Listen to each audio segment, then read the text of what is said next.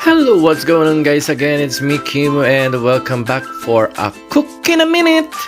So, ang lulutuin natin ngayon ay adobong pusit. Yes, ayan yon. So, simulan natin sa sibuyas. Yan, sibuyas na.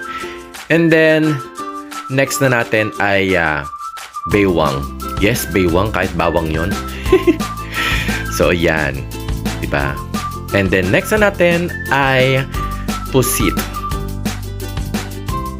Oh my god, the pusit. Oh, so pusit. So, yun na nga.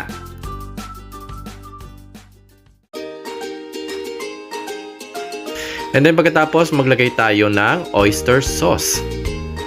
The oyster with sauce. Oyster sauce. Ganoon.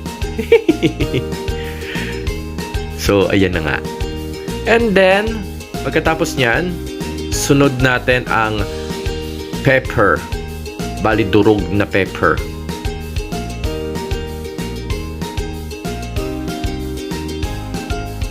And then, asin.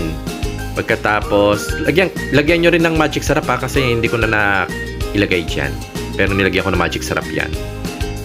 So, yun na nga. Kaya bala kung gusto nyo lagyan o hindi. Pero syempre para mas masarap. And then next naman is sinangag. Kasi masarap ang adobong pusit kapag may sinangag. So lagyan natin ng bawang. Actually nilagyan ko rin ng magic sarap din yung kanin para mas masarap ang diba? Alam mo naman ako, may ikaw sa magic sarap. Dala magic sarap. Oh wow, sarap. Ganoon. And voila!